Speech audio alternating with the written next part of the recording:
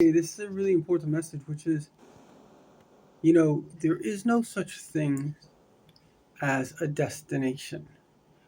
So much of the way we're brought up in the Western world is, oh, maybe you'll make money, maybe you'll have a beach house. In other words, it's about comfort.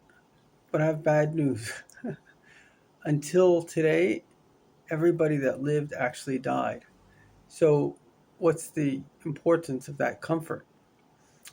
The truth of the matter is, there's something called destiny. And destiny is more a technique than a destination. There's no final destination because life comes from the Creator who is eternal. So life is eternal. Nobody actually dies. Your soul lives on. A universe is a time, space, soul dimension.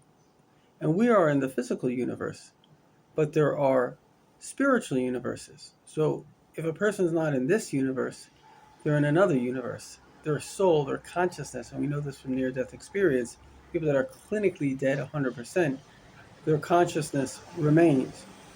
So the question then becomes, what is the best place for your consciousness? And that is important.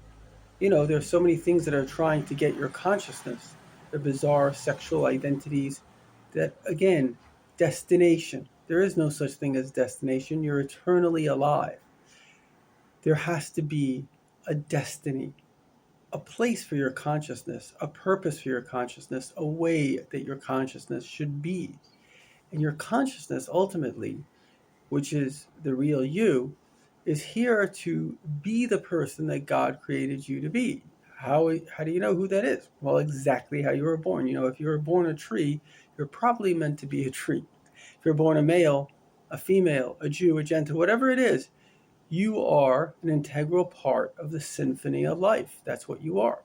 And the beautiful thing about the symphony coming from eternal creator is not only does it always go on, it always improves. And the way that we do this is we have a personal relationship with God.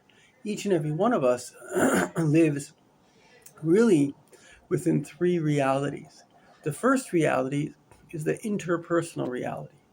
We live with other people, and therefore our interactions and the way we deal with other people is one level. We live with ourselves, and that's where we can always grow. And then we live with God, with messages of truth and growth. And as we understand this, life becomes very clear: interpersonal, intrapersonal, and listening to the messages, and that is life.